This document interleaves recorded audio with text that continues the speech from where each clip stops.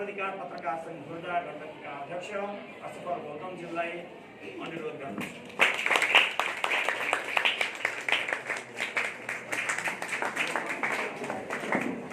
सभापतिको आज्ञाले म कार्यक्रमलाई अगाडि बढाउन चाहन्छु। हाम्रो कार्यक्रमको प्रमुख आतिथ्यता ग्रहण गरिदिनु हुन यसै विद्यालयका प्रधानाध्यापक रघुनाथ पण्डित सरलाई हार्दिक अनुरोध गर्दछु।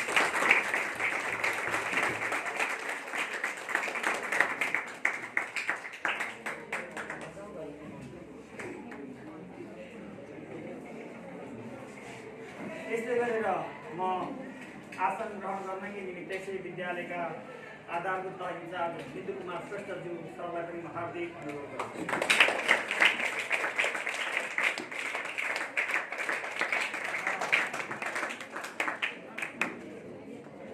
कार्यक्रममा अतिथिको आसन ग्रहण गरिदिन खुर्जा गण्डकीका निवर्तमान अध्यक्ष तथा सल्लाहकार राजेश पराजुली सरलाई पनि हार्दिक अनुरोध गर्दछु।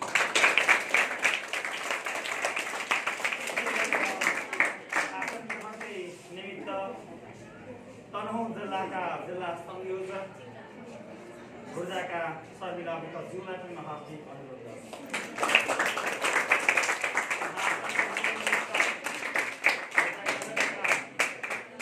महासचिव सुशील श्रेष्ठलाई पनि म आसन ग्रहणका निमित्त हार्दिक अनुरोध गर्दछु। समितिज्यूलाई पनि म आसन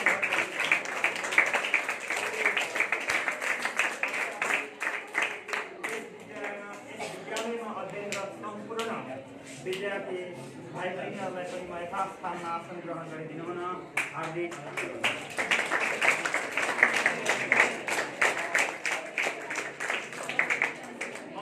कार्यक्रमलाई आवश्यकता अनुसार आसन ग्रहण गर्नुपर्ने आवश्यकता अनुसार म जोड्ने नै छु। त्योभन्दा अगाडि स्वागत मन्तव्य राखिदिनु हुनका निमित्त म यस संस्थाका निवर्तमान अध्यक्ष तथा सल्लाहकार राजेश पराजुली सरलाई हार्दिक अनुरोध गर्दछु।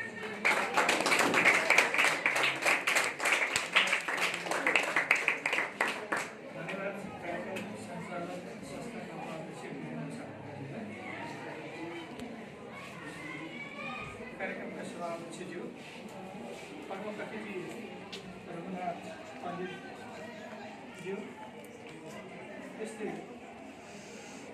शर्मिला विकज हाम्रो तनहुँको फोकस व्यक्तित्व शर्मिला विकज्यू लगायत सम्पूर्ण अतिथिज्यूहरूमा म राजेश पराजुलीको तर्फबाट हार्दिक नमस्कार गर्न चाहन्छु। हामी मानवाधिकार पत्रकार संघ खुर्जा भनेको तपाईँहरू जस्तै विद्यार्थी हो। हामी कलमको माध्यमबाट सुरुवात गर्छौँ र सिक्ने सिकाउने क्रममा हामी लागिरहेका छौँ। तपाईँहरू अहिले भविष्य निर्माणको लागि पढ्दै हुनुहुन्छ, हामी पनि पढ्दैछौँ, सिक्दैछौँ पत्रकारिताको माध्यमबाट। जति पनि काम गरिरहेका हुन्छौँ, हामीले सिकिरहेका हुन्छौँ। हामी फिल्डमा जान्छौँ, फिल्डमा गएर समाचार ल्याउने बेलामा हामीले पनि सिकिरहेका हुन्छौँ। त्यस्तै हाम्रो अधिकार के हो, हामीले अधिकार कसरी प्राप्त गर्छौँ र अधिकार कसरी प्रयोजन गर्छौँ त्यो पनि बुझ्छौँ हामीले। त्यसैले तपाईँहरू जस्तै हामी पनि विद्यार्थी हौँ, हामी पत्रकारको विद्यार्थी। तपाईँहरू अहिले भविष्य निर्माणको लागि खुल्किलो हामी जस्तै पत्रकार बन्नको लागि अथवा मानवाधिकार कर्मी बन्नको लागि अगाडि आउनको लागि तपाईँहरू हामी यो विद्यालयमा आज छानेर आएका छौँ। आज हामीले जिल्ला संयोजक पनि पाएका छौँ शर्मिला विक बहिनीलाई। उहाँले यहाँ समन्वय र व्यवस्थापन गर्नुहुन्छ। तपाईँहरूलाई हामी बाल क्लबको रूपमा गठन पनि गर्छौँ। हामीले 7 सदस्यीय बाल क्लब हामी गठन गर्छौँ र तपाईँहरूले यहाँ भएका घटनाहरू, मानवाधिकार हननका घटनाहरू शर्मिला विक मार्फत अथवा हामीहरूसँग सोझै पनि तपाईँहरूले पास गर्न सक्नुहुनेछ। तपाईँको घटनाहरू, मानवाधिकार सम्बन्धी हनन भएका घटनाहरू तपाईँ घरबाट सुरु हुन्छ। मानवाधिकार तपाईँहरू पढ्ने बेलामा तपाईँका घरमा तपाईँहरूले कति कराइरहेको होला भनेको अभिभावकहरूले पढ भनेर कराइरहेको हुन्छ नि, त्यो कति कराइरहेको होला भन्ने लाग्न सक्छ। भविष्य बनाउनको लागि तपाईँहरूलाई पढ भन्नु त राम्रो कुरा हो, तर पनि धेरै कराउँदाखेरि उता मेरो अधिकार पनि हनन भएको हो कि भन्ने तपाईँहरूलाई लाग्न सक्छ। र यहाँ तपाईँहरूलाई शिक्षकहरूले गर्ने व्यवहारहरूमा पनि परिवर्तन हुनसक्छ, तपाईँहरूलाई त्यस्तो लाग्न सक्छ। यसैले यी अधिकारका कुराहरूलाई अगाडि ल्याउनका लागि र तपाईँहरू महत्त्वपूर्ण घटनाहरू जति पनि भएका हुन्छन् ती घटनाहरूमा मानव अधिकार हनन भएको छ कि छैन त्यो अधिकार पत्ता लगाउनको लागि तपाईँहरूले क्रियाशील हुनुहुनेछ। हामी तपाईँहरूलाई प्रशिक्षण दिनेछौँ, आज नभए पछि पनि तपाईँहरूलाई आवश्यक परेको ठाउँमा प्रशिक्षण दिन्छौँ। यति भन्दै तपाईँहरू सम्पूर्ण विद्यार्थी भाइ बहिनीहरू र उपस्थित सम्पूर्ण अतिथिज्यू, समावेशज्यू र मेरो कार्य समितिका साथीहरू लगायत सम्पूर्णलाई हार्दिक स्वागत गर्दै मेरो भनाइ यहाँ चाहिँ गर्छु। धन्यवाद।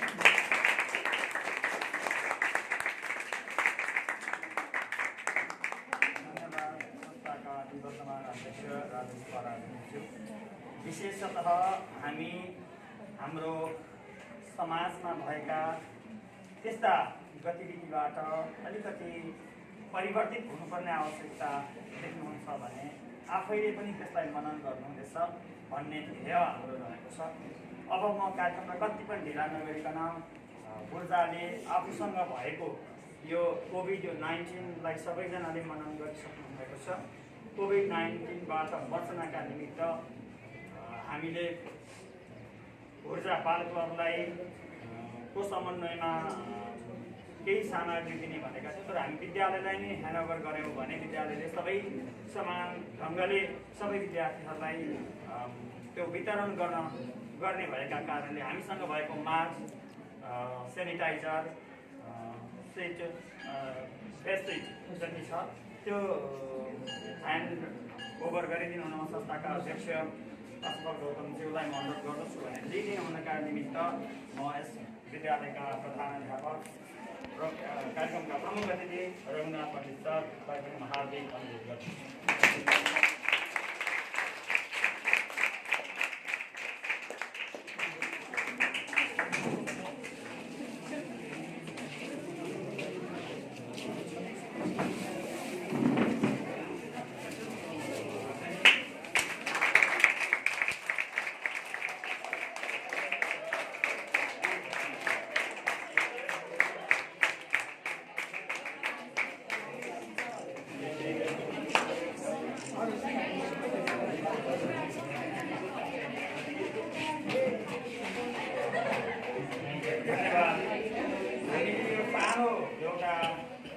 सहयोग हो। यो सबै हामी पोखरामा बसेर क्रियाशील भएर पत्रकारितामा एउटा रेडियोमा बोलेर पत्रिकामा लेखेर अनलाइनमा लेखेर थोरै सबैजनाले त्यहाँबाट उपलब्ध भएको पैसाले आफ्नो परिवार मात्रै धानेर होइन कि थोरै हामीले केही गर्नुपर्छ भन्ने ध्येयले हामीले थोरै रकम उठाएर सबैजनाको रोहभरमा यो यहाँ लिएर आएर वितरण गर्न पाउनु यो हाम्रो सौभाग्यशाली जसलाई सहजै स्वीकार गरिदिनु भयो। म यस विद्यालयका प्रधानाध्यापकज्यूलाई हार्दिक धन्यवाद व्यक्त गर्दछु। हाम्रो महत्त्वपूर्ण कार्यक्रम ऊर्जा बाल क्लब गठन गर्नु हो, जसले मानवाधिकारसँग सम्बन्धित रहेर आफ्नो अधिकारलाई लिनका निमित्त आफ्नो कर्तव्यको ख्याल गर्दै अधिकारको उपभोग गर्नका निमित्त तपाईँहरू अगाडि बढ्नुहुनेछ भन्ने सोच हाम्रो रहेको छ। त्यही आधारमा हाम्रो बाल क्लब गठन पनि आज 7 सदस्य बाल क्लब गठन पनि हुनेछ। त्योभन्दा अगाडि यस कार्यक्रमलाई म औपचारिक रूपमा टुङ्ग्याउनुभन्दा अगाडि यस कार्यक्रमका प्रमुख अतिथि यस विद्यालयका प्रधानाध्यापक रघुनाथ पण्डित सरलाई आफ्नो भनाइ राखिदिनुका निमित्त हार्दिक अनुरोध गर्छु।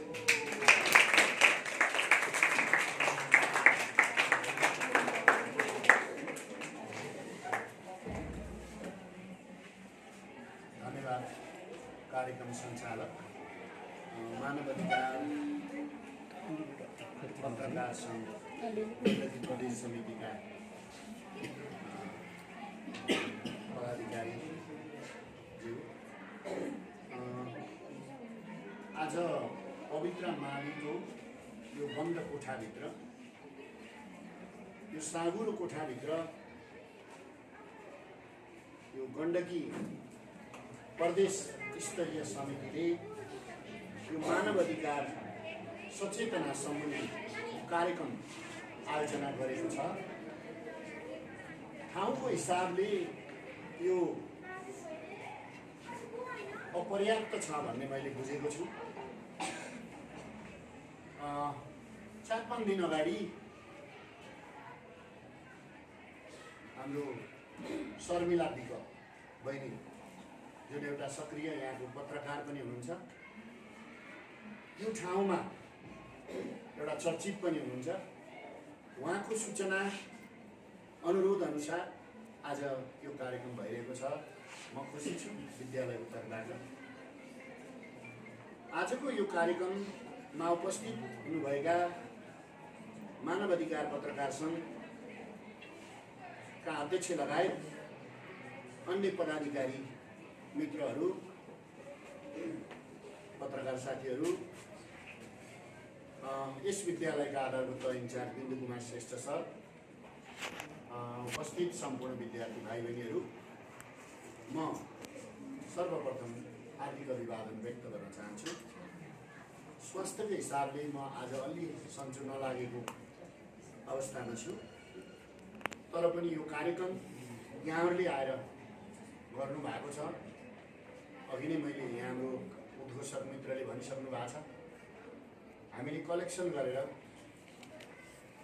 हामीले मास्क, सेनिटाइजर हामीले विद्यालयलाई दिएका छौँ।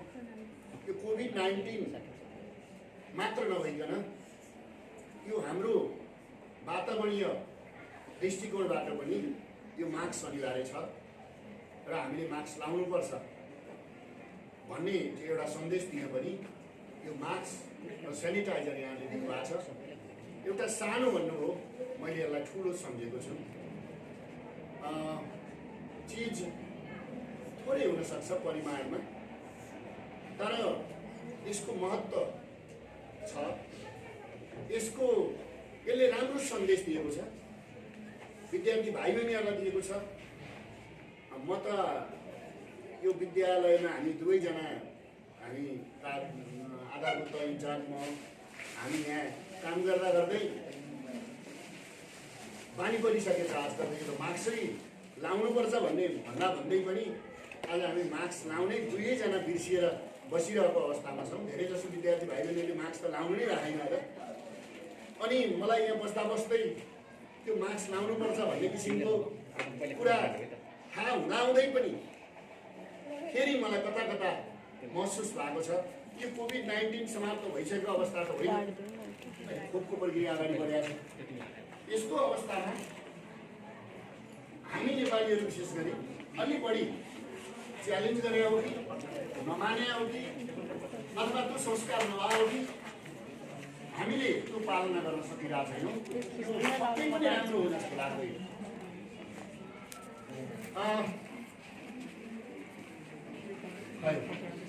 आज मानव अधिकार सचेतनात्मक अन्तर्क्रिया कार्यक्रम बालकौन समेत गठन गर्ने उद्देश्यले यहाँ आएर हाम्रो विद्यालयलाई नै छानिदिएर, धेरै विद्यालयहरू छन् बन्दीपुरमा, धेरै माध्यमिक विद्यालयहरू छन् बन्दीपुरमा, अनि यही विद्यालयलाई नै छानेर त्यो अपर्याप्त स्थानमा आएर कार्यक्रम गरिदिँदा मेरो त्यो अस्वस्थ शरीर पनि अहिले स्वस्थ भएको मैले महसुस गरेँ। म हार्दिक धन्यवाद दिन चाहन्छु, साथीहरूलाई धन्यवाद दिन चाहन्छु, शर्मिला बहिनीलाई धन्यवाद दिन चाहन्छु। यो मानव अधिकार हनन सम्बन्धी घटना खास गरी यो अल्पविकसित मुलुकहरूमा, गरिब मुलुकहरूमा हुने गर्छ, जहाँ शिक्षाको ज्योति छैन अथवा जनचेतनाको अभाव छ, मान्छेले बुझेका छैन। मानिसको बाँच्न पाउने अधिकार, मानिसको आधारभूत स्वास्थ्य सम्बन्धीको अधिकार, घाँसबास कपासको अधिकार, यी सबै कुराहरू, यी मानव अधिकारसँग सम्बन्धित कुराहरू हामीले बुझेर पनि हामीले कार्यान्वयनमा पूर्ण रूपमा कार्यान्वयनमा ल्याउन सकेका छैनौँ र अझ हामी बढी भाषणमा भन्छौँ, व्यवहारमा लागू गर्न सक्दैनौँ। पनि दुर्भाग्य छ। यो अल्प विकसित मुलुकहरू गरिब मुलुकहरूमा प्रायः जस्तो हुने गर्छ। मानव अधिकार भन्दै गर्दाखेरि हामीले मानव मूल्य मान्यता ह्युमन भ्यालु एजुकेसनका कुरा पनि हामीले बुझ्नुपर्छ जस्तो लाग्छ। त्यो पनि सँगसँगै लानुपर्छ। नैतिक मूल्य मान्यताका कुराहरू पनि सँगसँगै लानुपर्छ। एकले अर्कालाई सम्मान गर्ने हो भने, ठुलालाई आदर सानालाई माया भन्छौँ हामी, गर्ने हो भने सो त मानव अधिकार भनौँ। त्यो चाहिँ भननका घटनाहरू होइन। हामी एकले अर्कालाई सम्मान गर्ने हामीले वातावरण हामी बनाउनुपर्छ, सिक्दै जानुपर्छ। मानव अधिकार उल्लङ्घनका घटनाहरू धेरै भएको थिए, धेरै घटिया थिए। आज कम हुँदै गएको पनि छ, सङ्ख्यात्मक हिसाबमा कम हुँदै गएको पनि छ। तर जति हामीले सैद्धान्तिक रूपमा भाषणमा हाम्रो बोलीमा मानव अधिकारका चर्का कुराहरू गर्छौँ, तर हाम्रै घरमा, हाम्रै टोलमा, हाम्रै छिमेकमा, हाम्रै विद्यालयमा ती मानव अधिकार उल्लङ्घनका घटनाहरू घटिरहेका छन्। यो चाहिँ एउटा दुर्भाग्य। र खास गरी त्यो विद्यार्थीलाई नै किन चोइस गर्नुभयो भन्ने लागेको छ। विद्यार्थी भनेका भोलिका भविष्य निर्माता हुन्। प्रत्येक विद्यार्थी आफ्नो घर जान्छ, आफ्नो घर परिवारलाई भन्छ, टोल छिमेकमा भन्छ, अनि सिङ्गो समाजलाई भन्छ। सिङ्गो समाज यस कारणले पनि विद्यार्थीलाई यहाँले छान्नु भएको भन्ने लाग्छ। खास गरी हाम्रो शर्मिला बहिनीले छोटो समयमा जानकारी यसरी अनुरोध गर्नुभयो। विद्यालयले खासै यस्तो बेसरी हल उपलब्ध गराउन सक्ने एकदम ठुलो हल भएको, मल्टिमिडिया हल भएको अवस्था पनि थिएन। हाम्रो कक्षा पनि कुन कक्षा खाली छ भन्ने अवस्था थियो।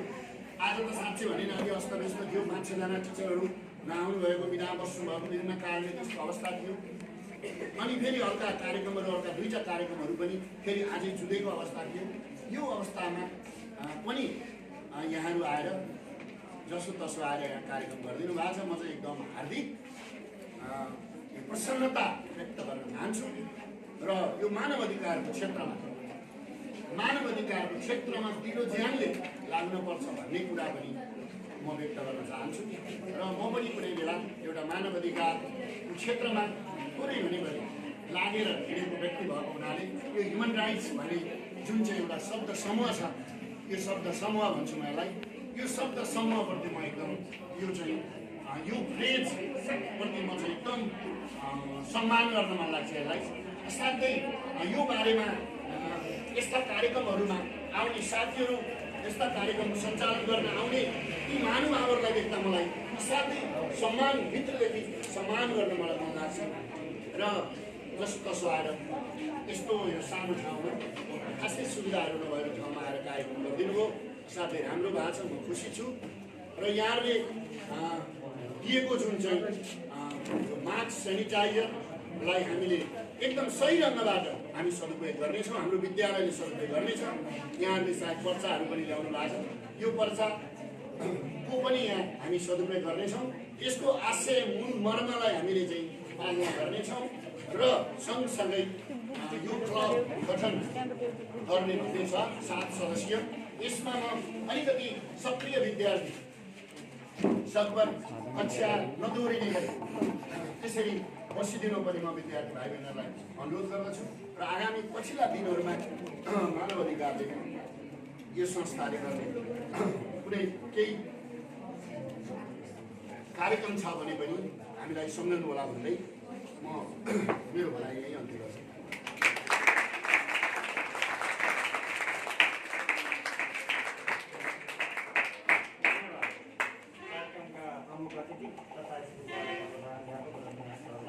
यो महत्त्वपूर्ण सारा गर्भित विषयवस्तुहरूलाई राम्रोसँग उजागर भएको छ।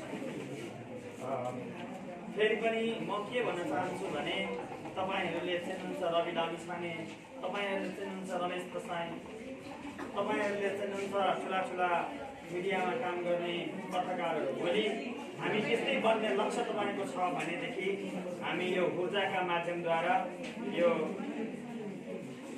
स्थान बनाउन सक्नुहुनेछ भन्ने हामीले अपेक्षा गरेका छौँ। किनभने गाउँमा समाजमा आफ्नो घर वरिपरि यस्ता घटनाहरू घटेका हुन्छन्। ती घटनाहरूलाई बाहिर लिएर आउने काम समग्रमा भन्ने हो भने सहरमा बसेका पत्रकारहरूले सिद्धिमिति गर्न सक्दैनन्। त्यस कारणले गर्दा पनि त्यो काम तपाईँहरूले यस ऊर्जाका माध्यमद्वारा आफ्नो विद्यालयको माध्यमद्वारा तपाईँले त्यसलाई उजागर गर्न सक्नुहुनेछ। त्यो तपाईँको दायित्व हो भन्ने हामीलाई लागेको छ। हाम्रो यो मानवाधिकार सचेतनात्मक अन्तर्क्रिया पनि कार्यक्रम रहेकाले यस कार्यक्रमलाई कोअर्डिनेसन गरिदिनु हुन म यस संस्थाका अध्यक्ष कार्यक्रमका सभापति असफल गौतमज्यूलाई हार्दिक अनुरोध गर्दछु।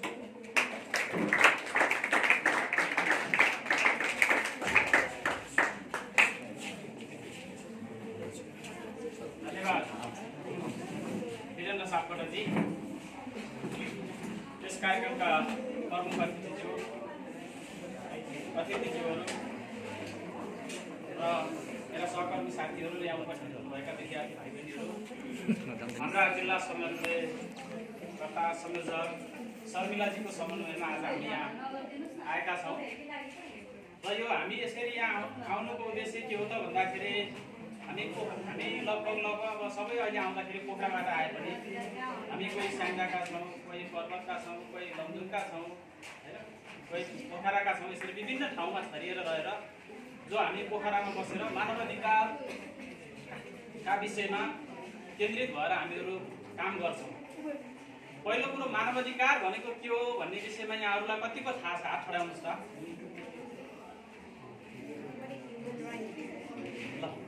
एउटा मात्रै हात ठड्यो।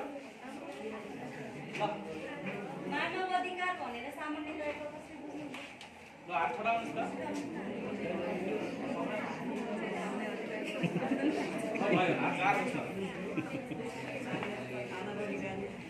अब तपाईँहरूले के हो भनेर बुझ्नका लागि हामीले अब एउटा यहाँ केही किताबहरू हामीले हाम्रो संस्थाले प्रकाशन गरेको मानव अधिकार आवाज भन्ने पुस्तक छ।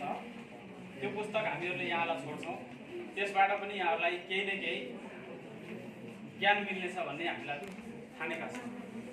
र मुख्य कुरो हामीले आज जुन हिसाब किताबले तपाईँहरूलाई सचेतनात्मक अन्तर्क्रिया सचेतना गराउने भनेर हामीले जुन हिसाबले आएका छौँ, भलै त्यो हामीले सोचे अनुसार नभए पनि तर के हो त भने हामीले के बुझ्नुपर्छ भने हामी घरमा छँदाखेरि आमाले ए बाबु भनेर बोलाउनुहुन्छ, एकचोटि बोलाउनुहुन्छ हामी बोल्दैनौँ, दुईचोटि बोलाउनुहुन्छ बोल्दैनौँ, अनि तीनचोटि बोलाउँदाखेरि सुने कति बोलेको।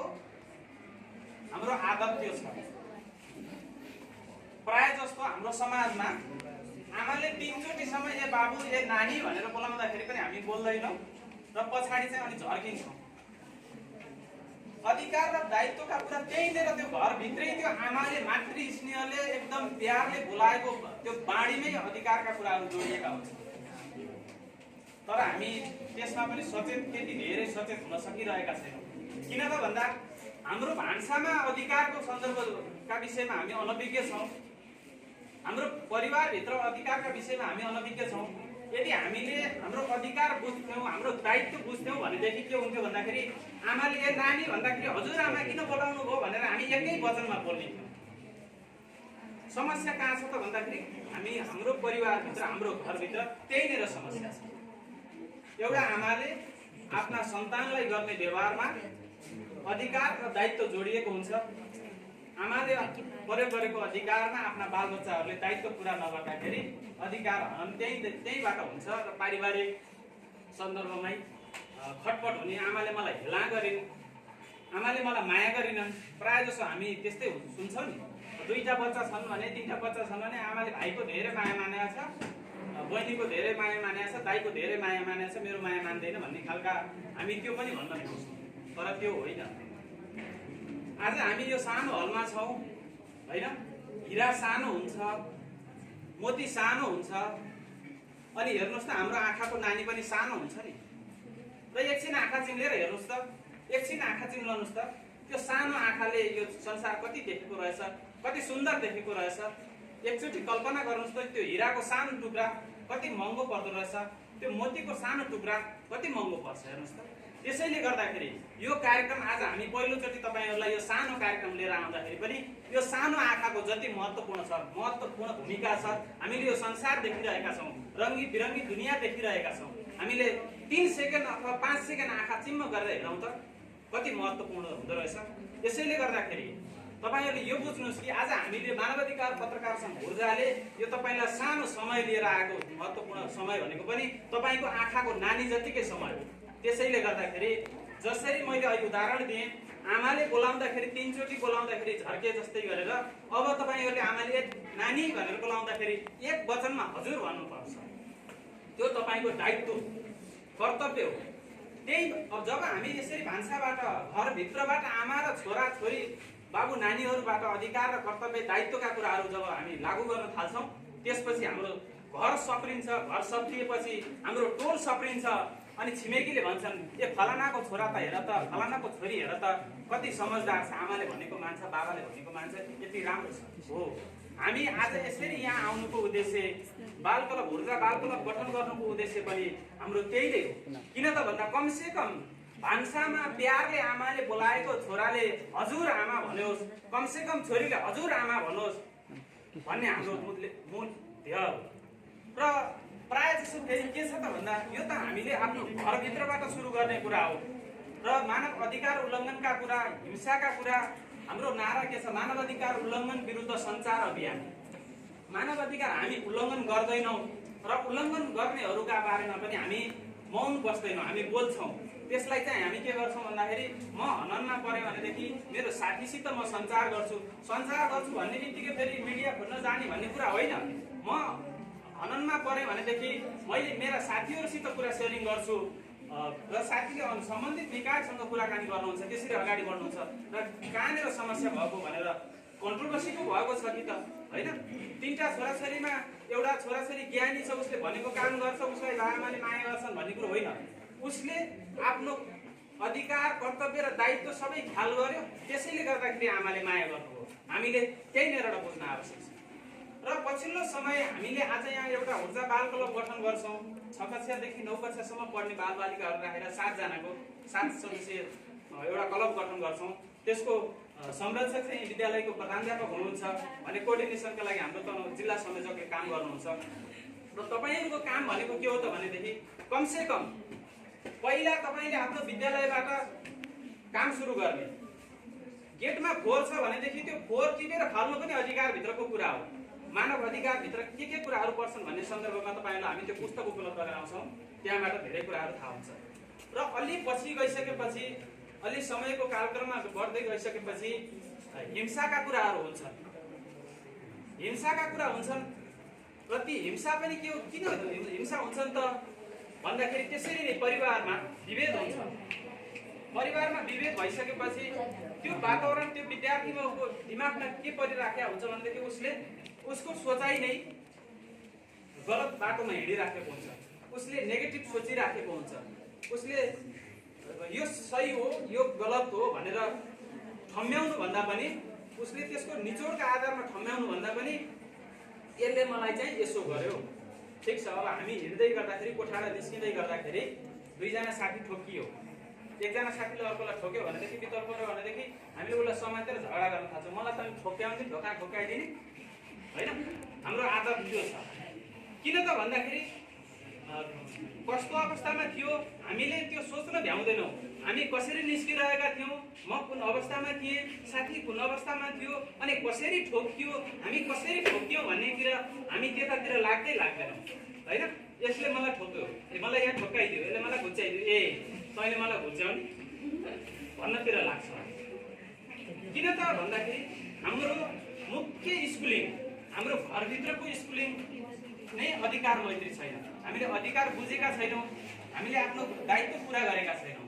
कर्तव्य भन्ने कुरा के हो, अधिकार भन्ने के हो, दायित्व भन्ने कुरा के हो, यी सन्दर्भ भनेका सबैभन्दा महत्त्वपूर्ण कुरा हो। त्यसैले गर्दाखेरि हामीले तपाईहरुलाई कमसे कम एउटा विद्यालयमा, यहाँ यो सामुदायिक विद्यालयमा गठन भएको त्यो एउटा बाल क्लबले आफ्नो अधिकारको ख्याल गर्नुपर्छ, दायित्व पुरा गर्नुपर्छ, कर्तव्यप्रति सचेत हुनुपर्छ।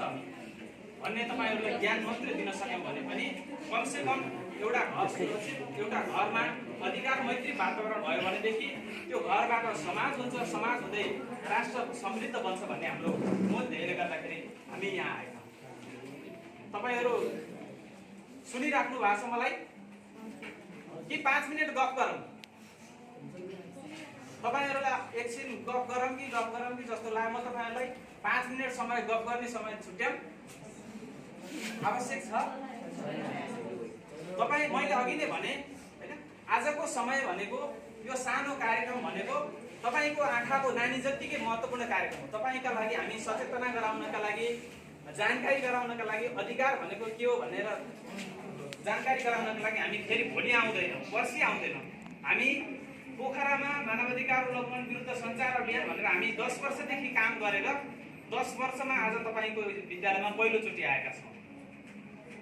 यहाँ आउनका लागि हामीलाई 10 वर्ष समय लाग्यो।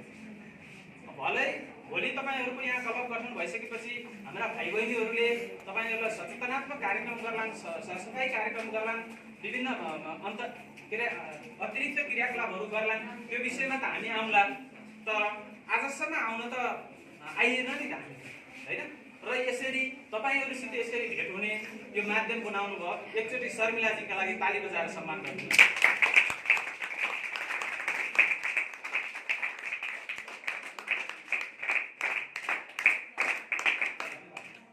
उहाँ चाहिँ हाम्रो जिल्ला संयोजक हुनुहुन्छ र तपाईँहरूले अब यहाँ हामीले एउटा क्लब गठन गरिसकेपछि तपाईँहरूलाई कसरी परिचालन गर्ने, के गर्ने भन्ने सन्दर्भमा उहाँले गाइड गर्नुहुन्छ। र क्लब गठन गर्ने भनेको फेरि के त भन्दाखेरि तपाईँलाई जबरजस्ती क्लबमा बस्नुपर्छ भन्ने कुरा होइन, हामीले प्रेसर दिने होइन।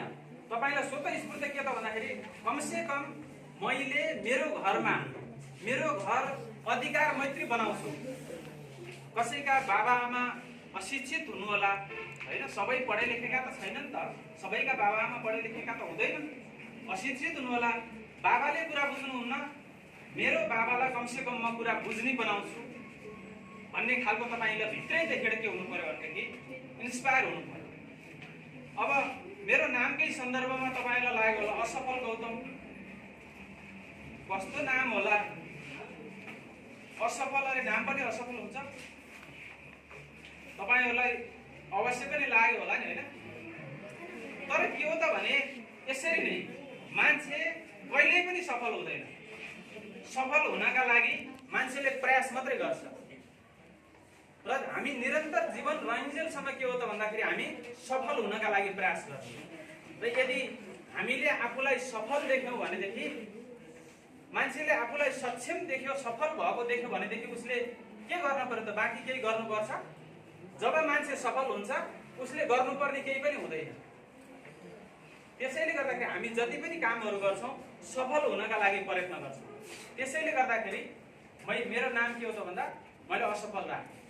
किन त भन्दा मैले धेरै कुराहरू सफलता प्राप्त गर्नु छ। यसैले गर्दाखेरि तपाईँहरू पनि तपाईँहरूको बाँकी जीवनमा पनि सफलताका धेरै सिँढीहरू उक्लिनु छ। तपाईँहरू अहिले 6, 7, 8, 9 कक्षामा पढ्दै हुनुहुन्छ।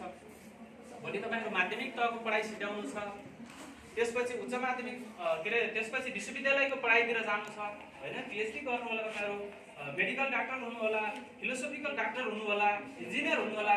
ती भनेका के हुन् त भन्दाखेरि ती हाम्रा जीवनका, ती अहिलेसम्म हामीले सोचिरहेका, देखिरहेका र सफल बनाउनका लागि प्रयत्नरत रहेका हाम्रा योजनाहरू।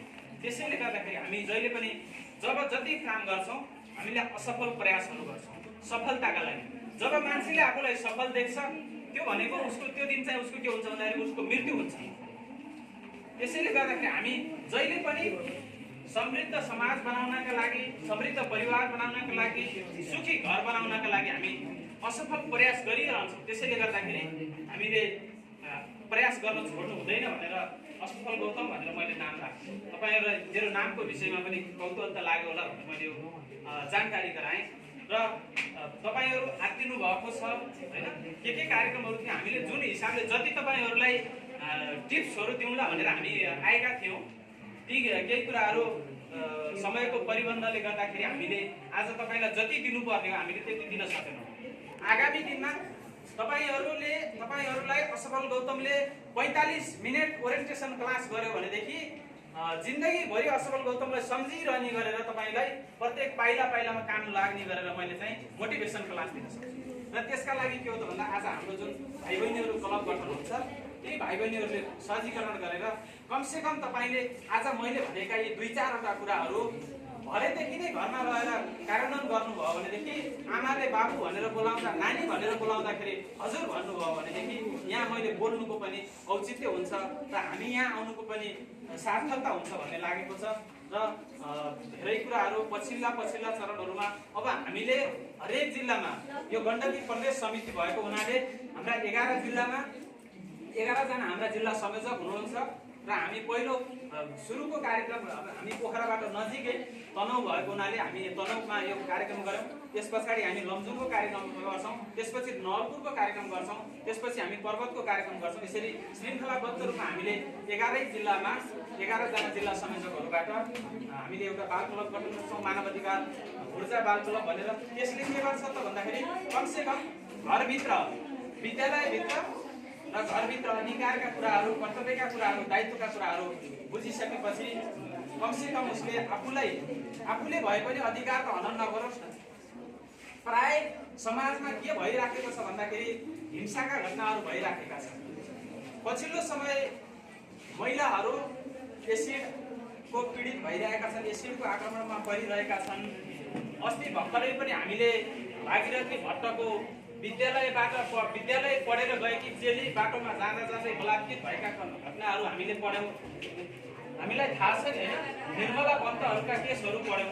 तर के हो त भने हामीले के बुझ्न सकिरहेका छैनौँ भनेदेखि म आजसम्मको जीवनमा आउँदाखेरि सबैभन्दा धेरै महिलाहरूसँग सुतेर हुर्केँ। यतिखेर म मेरो श्रीमतीसँग सुत्छु र आजसम्म आइपुग्दाखेरि म सबैभन्दा धेरै महिलाहरूसँग नै सुतेँ। तर समाजमा तिनै महिलाहरू हिंसामा परिरहेका छन्। किन त भन्दा हामीले के सोच्न सकिरहेका छैनौँ भनेदेखि हाम्रो सोचमा के परिवर्तन आउन सकिरहेको छैन भनेदेखि म 9 महिनासम्म आमाको गर्भमा सुतेँ भनेर हामीले सोच्न सकिरहेका छैनौँ। 9 महिनासम्म गर्भमा राखेर आमाले जन्माएपछि आमाको लाम्टो चुसेर हुर्के, मेरी आमाले मलाई हुर्काइन् भन्ने सोच्न सकिरहेका छैनौँ।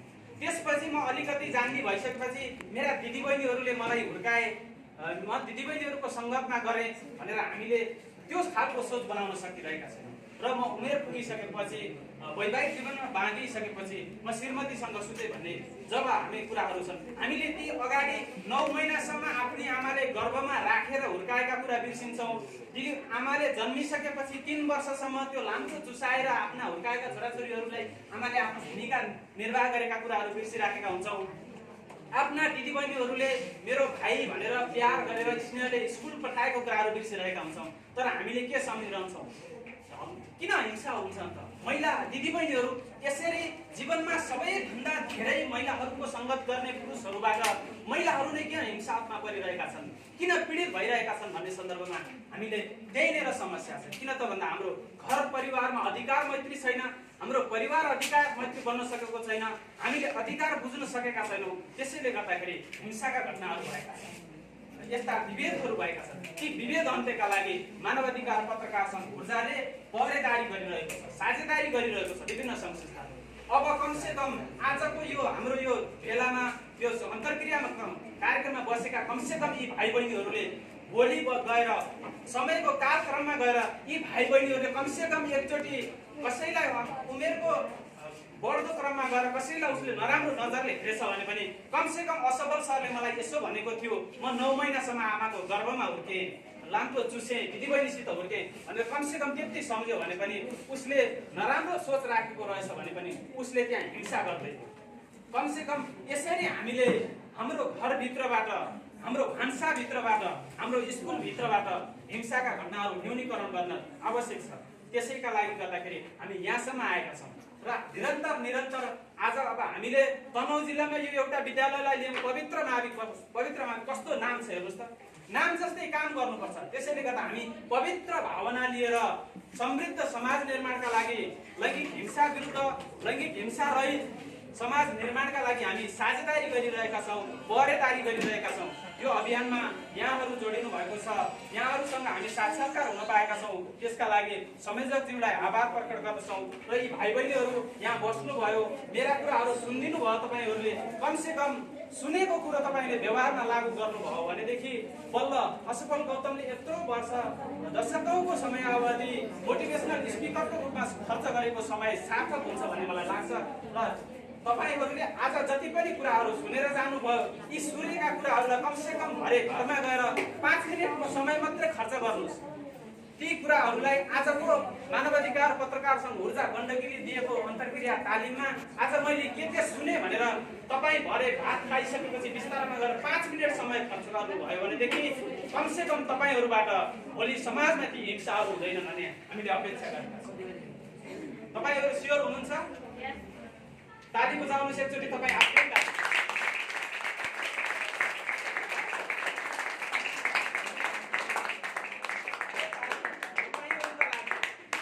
यो ताली तपाईँहरूका लागि हो कि अब यी मुहारहरू हाम्रो त्यो माइन्युटमा हस्ताक्षर सहित सङ्कलन भएका यी मुहारहरू छन्। बाटोमा भेटिएला म पोखरामा बस्छु, आदर्श समाज भन्ने पत्रिकामा काम गर्छु र मलाई चिन्नुहुन्छ तपाईँहरूले, सजिलै चिन्नुहुन्छ। म शारीरिक रूपमा पनि म एबल छैन। त्यसैले गर्दाखेरि तपाईँहरूले कमसेकम मलाई हेर्दाखेरि पनि मैले भनेका कुराहरू तपाईँले सम्झिनु भयो भनेदेखि अवश्य पनि तपाईँहरूको जीवन समृद्ध बन्छ। तपाईँहरूले के हुन्छ भन्दाखेरि एउटा मानवाधिकार रक्षक भएर समृद्ध समाज निर्माणका लागि, हिंसारहित समाज निर्माणका लागि पहरेदारी गर्नुहुन्छ भन्ने हामीले अपेक्षा गरेका छौँ र आशा छ तपाईँहरूबाट भोलिका दिनहरूमा पवित्र माविमा पढेका विद्यार्थीहरूले कति राम्रो काम गरे भनेर हामीले सुन्न पाउनेछौँ।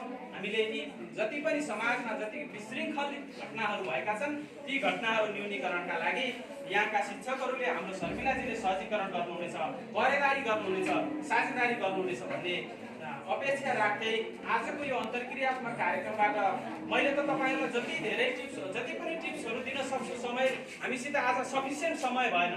हामीले के सोचेका थियौँ भने 1 बजे तपाईँहरूको इन्टरभल हाफ छुट्टी भइसकेपछि त्यस पछाडिको समयमा यहाँ रहेका विद्यार्थीहरूलाई कमसेकम उनीहरूले तालिम त धेरै तरिकाका तालिमहरू दियो होलान् होइन, मोटिभेसनल तालिमहरू त धेरै दियो होलान्, तर अधिकार मैत्री तालिमहरू, अधिकारसँग जोडेर दिने एउटा ह्युमन राइट डिफेन्डरले दिने तालिम के हो त भन्ने कुरा तपाईँहरूको दिमागमा छर्लङ्ग हुने गरेर, झनन्न हुने गरेर हामीले जुन सोचले तालिम दिने अपेक्षा राखेका छौँ ती सम्पूर्ण विद्यार्थी भाइ बहिनीहरूलाई त्यो सबैलाई नसके तापनि तपाईँहरू यहाँ जति भेला हुनुभयो अवश्य पनि तपाईँहरूले के हो त भन्दाखेरि जीवनमा एकचोटि असफल सरले भनेको कुरा सम्झिदिनु भयो भने मात्रै पनि समाज हामीले सभ्य समाज बनाउँछौँ भन्ने मलाई लागेको छ। यति भन्दै यो सचेतनात्मक अन्तर्क्रिया हामी यही समापन गर्छौँ, सकिन्छ र यस पछाडि हामी एउटा 7 सदस्यीय एउटा मानवाधिकार क्लब गठन गर्छौँ। तपाईँहरू को बस्न इच्छुक हुनुहुन्छ हात ठडाउनुहोस् ल, किनभने हामी कसैलाई फोर्सफुली होइन कि कमसेकम तपाईँले तपाईँको परिवारभित्र तपाईँको घर अधिकार मैत्री बनाउनु भयो भनेदेखि र यो ऊर्जासित सहकारी गर्नुभयो, समन्वय गर्नुभयो भनेदेखि भोलिको जीवनमा तपाईँहरू एउटा सफल उद्घोषक बन्न सक्नुहुन्छ, एउटा सफल पत्रकार बन्न सक्नुहुन्छ होइन, एउटा मोटिभेसनल स्पिकर बन्न सक्नुहुन्छ। ल, 2 जना हात ठडाउनु भयो। ल,